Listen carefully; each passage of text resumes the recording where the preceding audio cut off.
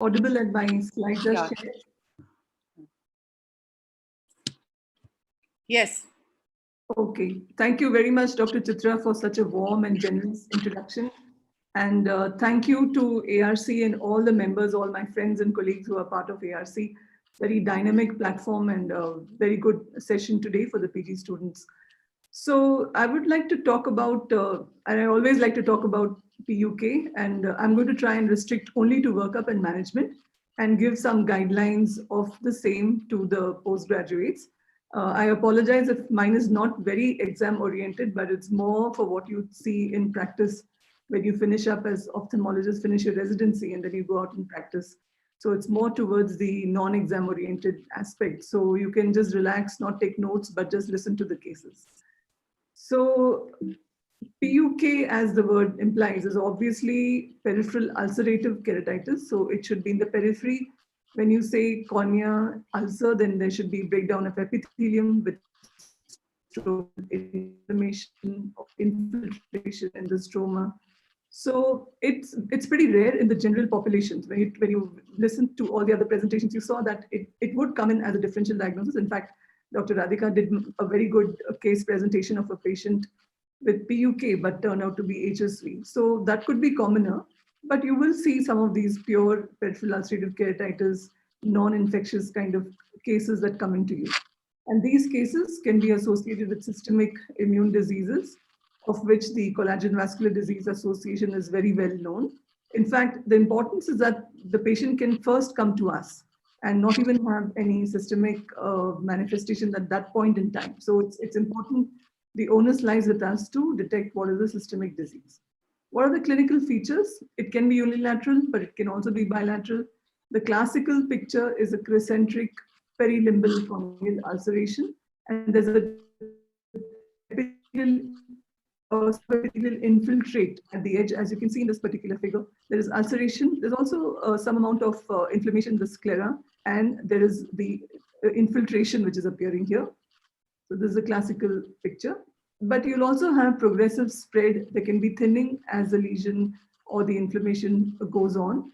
And the conjunctiva, episclera, sclera, all these tissues can also show inflammation. Occasionally, you can have anterior chamber reaction, as can be noted here, that there is some pigmentation which is deposited on the anterior lens capsule because of the anterior chamber reaction in this case.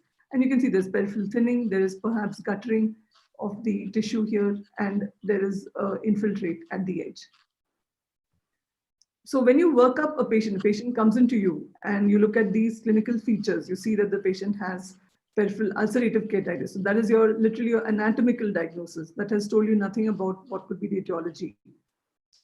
So when you want to work up this patient, it's very important to know what all could be the etiology. So we have to very broadly classify it. The etiology could be either local causes or systemic causes. Why you should know about the systemic etiology? Because in the setting of any systemic etiology, there is a higher morbidity and even mortality for these kind of patients. So again, the onus is on us to diagnose that. And the second problem in the setting of systemic etiology is that these patients, because they're not immunosuppressed, the disease is unchecked. So they can have a very rapid progression, very rapidly going on to either a very worse, poor outcome like this with almost the entire cornea involved, or they can even come into us with a perforation. So let's divide the causes as local causes and systemic causes and quickly go through them. The local causes, when you want to work up a patient of PUK, is to think of, could it be an infection? The kind of organisms that can cause infection include bacterial, fungal, viral, just parasitic, even acanthamoeba. You saw a case of viral as presented by Dr. Radhika. What about the non-infectious causes? We'll come to it a little bit. It can be post-traumatic, it can be anatomical problems in the lid or the eyelashes, or maybe neurogenic, as was described by Dr. Shrish Kumar. And there could be a specific entity which is a local autoimmune process, and that is Morin's ulcer. When we talk about the systemic causes, they can be immune mediated, they can be due to some dermatological conditions, inflammatory bowel disorders, maybe a masquerade like a malignancy, or some systemic infections can cause PUK. So the various bacteria that can affect and present like a peripheral ulceration, in the case of Staphylococcus, it's not so much as ulceration, but more of marginal infiltrate that you would see, and that's immune mediated. In the case of viral, either herpes simplex or herpes zoster could present. You can have acanthamoeba and various fungi that could have an initial presentation only in the peripheral cornea.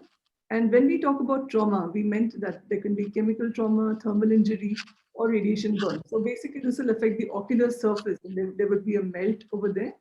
So it is not truly speaking a PUK, but it would be like a PUK-like condition.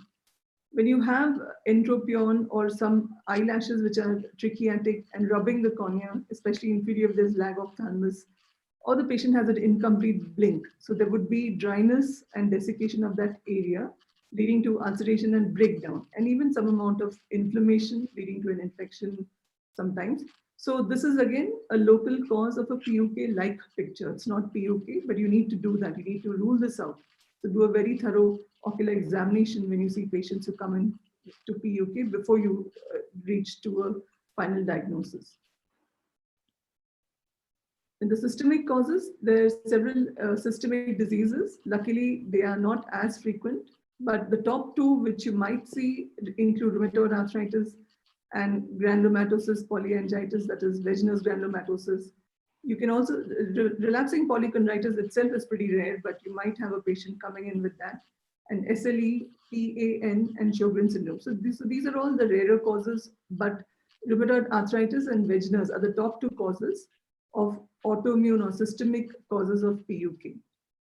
In dermatological disorders, we've just classified it as saying OCP and Stevens-Johnson, but both of these have predominant component in the eye itself.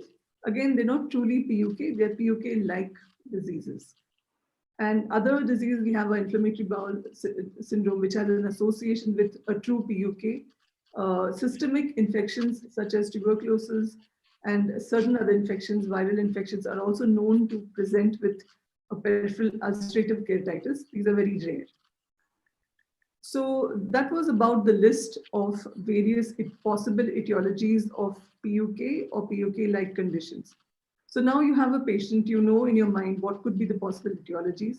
How do you reach a differential diagnosis? How do you work it out from there? So of course you should have a clinical history. Some of the times the diseases can run in families. For example, you can have RA positivity in more than one family member. Family history is therefore important, and if the patient has been on medication for systemic disease, then that would be an obvious clue to you that this patient has a systemic immune-mediated disease. So this is a similar case that Dr. Radhika presented of a case of HSV keratitis, predominantly starting off at the limbus, so more of a marginal keratitis and going towards the center. So this was initially diagnosed as immune-mediated PUK by the initial treating ophthalmologist, but when the patient came to us, we thought differently and we treated the patient with antivirals. So the clue for us was that the patient was started on steroids, initially got better, but then worsened. So we should have a thorough history of what medication the patient had received before, did the patient improve or not. So in the case of a systemic disease, which is associated with PUK, it is very important for us to try and have a good partnership with either a rheumatologist or a physician who is well versed in treating these patients to conduct the detailed systemic evaluation rather than depending on ourselves to conduct a systemic evaluation for these patients. For example, certain immune-mediated diseases like SLE can have telltale signs like a malar flush. We can see that, but in case of, say, sarcoidosis, where the patient might have some skin lesions, we may not see those findings. So that's a reason to have the patient consult a rheumatologist or a physician. So when you have a detailed ocular examination and you have determined that this patient may have either an infection or you want to rule out that it should not be an infectious cause, so best is to resort to microbiological investigation such as corneal scraping. In this particular patient, we also took corneal scrapings because we had to take up this patient for tissue adhesive application because of the thinning here, and that scrapings were sent for PCR, which came out positive for HSV1 DNA. So that helped us clinch the diagnosis. So take corneal scrapings, including smear and microbiology for bacteria, fungus, and virology when you're suspecting such a case. Rule out rare causes. So this particular patient presented with this white-looking patch as well as what looked like some kind of peripheral lesion or ulceration took up stain. But this extremely white area, the limbus, is a different entity altogether. So the very rare kind of a presentation of ocular surface squamous neoplasia. So you must be aware of an entity like this so that you don't misdiagnose or you don't miss out the primary diagnosis for this particular patient. So rule out rare causes. And always before we label the patient as having immune-mediated disease, rule out an infectious etiology, either by a careful examination or by corneal scrapings if there is a slight uncertainty. So just a sort of a potpourri of various conditions that can cause PUK-like conditions include inflammatory, such as Moran's ulcer, or even contactless induced sterile keratitis. You can have degenerative conditions. For example, sometimes PMCD can have an inferior whitish line, or sometimes you can have Terrien's marginal degeneration. These are degenerative conditions, or these are ectatic conditions, and they're not true PUKs. So don't, so you might miss these diagnoses or label it as a healed PUK. And you can have neoplastic or metabolic diseases, as I mentioned earlier, which you need to rule out. So this is a particular patient who presented with bacterial keratitis initially and was under treatment, but then came in with a perforation. So how this is not immune-mediated PUK because it doesn't have a typical crescentric shape. It's a very focal kind of an infiltrate, but this patient did have lid-related problems with lag of thalamus, and that's why it was located in the inferior cornea. So rule out infection. In this particular example, what you can see here, yes, there is peripheral ulceration and there's a lot of thinning also. There seems to be infiltrate at the advancing edge, but the eye itself looks so lusterless. The area over here looks very dry. And if you look at the other eye of the patient, or if you apply fluorescein stain, you can see the staining pattern. So this patient had a Schirmer's of 0 and 1 in each eye, and this patient was basically a case of keratoconjunctivitis sicca. So again, it's not PUK, but it's ulceration and thinning due to the process or dry eye that this patient had. Another patient with secondary Sjogren's presented to us with perforation. So again, you can't label this as PUK, but this perforation is a different process altogether. So again, do not miss these conditions. Look out for dry eye, do a Schirmer's test if required, or stain the ocular surface, and you can pick out these classical SPK for these patients. This is an example of Terrien's, which was sent to us as healed PUK, but this is the scarring that is sometimes seen at the edge of the advancing edge of inferior Terrien's in this particular patient. This is another patient with very advanced Terrien's showing the scarring at the superior edge. So what are the investigations that we need to get done? This chart may look very confusing, but all that it tells us about is what all investigations we need to get done when you're suspecting, say, rheumatoid arthritis, or when you're suspecting Wegener's granulomatosis or SLE and so on. So this we need not, except for having a couple of points or knowledge or information, we need not intensively analyze this chart because you're going to leave this to the rheumatologist. Clinical part is what we should be guiding the rheumatologist. So what we do for the patient who walks in with PUK as a baseline is get the complete blood counts, the CRP, and also the RA factor and ANCA testing is done by us, and complete urine examination. We also sometimes ask for serum ANA based on the kind of case we're looking at. ACE, if we think there are some features suggestive of maybe sarcoidosis. And an X-ray test in PPD and PPHA is done because these are rare cases, rare infections which can rarely produce PUK, but which we will need to consider when we start treating the patient.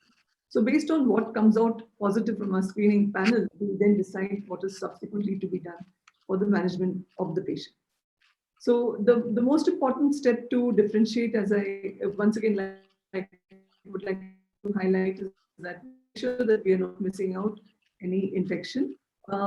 Because the mainstay of therapy for an infectious cause would not be steroids, and by starting steroids in those patients, we can end up with unnecessary complications. So make sure that you differentiate certain infections like viral, as I pointed out, even bacterial, as my colleague Rupesh must have shown you, the ring keratitis in acanthamoeba sometimes can present or can be mistaken for PUK as well.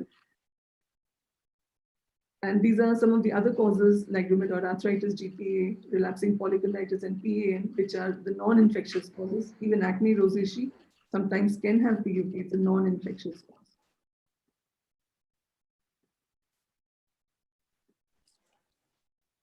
So coming to Moran's ulcer specifically, it's an idiopathic peripheral ulcerative keratitis. It has well, it's a diagnosis of exclusion, but it also has very characteristic criteria. So if I have a patient with the characteristic criteria, I may not do systemic investigations. In these patients, if you go ahead and do a lot of systemic investigations, they're most likely to be negative. But the etiology is that they do have an association with HLA-DR17 and HLA-DQ2.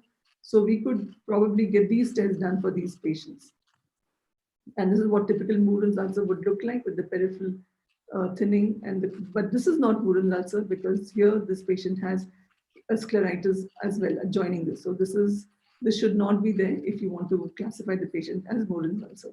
So Watson had described the clinical criteria, which includes lack of scleral involvement. It could be unilateral or bilateral in 25% cases. Majority there are two peaks. One is in the younger patients and the other one is in the older patients. There are two peaks for presentation for these patients. The patient typically has pain, but more in the younger and bilateral cases. The elderly patients have minimal pain actually. And there's an overhanging edge, which is towards the central cornea. This is pathognomic for Moran's ulcer. My last couple of slides will be on management of PUK in a nutshell. So how do you manage these cases? It depends on the etiology, of course. If it's immune mediated, for example, say Moran's ulcer, a local immune mediated cause, we usually end up doing conjunctival resection with glue application. That is, we remove a small strip of conjunctiva adjacent to the limbus, which we think is secreting a lot of chemical stimulators for the inflammation. And we apply tissue adhesive on that area. We start the patient on intensive topical steroids. If it's a younger patient or more severe or has bilateral disease as well, we start oral steroids. And also in young patients or where we want to use the medication for a long time, we also start the patient simultaneously on immunomodulators. And if we're taking up this patient for any surgery, maybe patch graft or future cataract surgery or something like that, then we should give the patient a pulse dose of either methylprednisolone or cyclophosphamide. What about patients with systemic PUK? In these cases, first of all, we should detect what is the primary etiology. That is the main, very important focus. Sometimes you can get a specific test positive or a specific systemic feature positive for the patient. Say, for example, joint inflammation, rheumatoid arthritis. Sometimes you might get a lab test positive, but no systemic disease manifesting for the patient. And sometimes you may not get anything at all. So all of these kind of patients require aggressive management with systemic immunosuppression.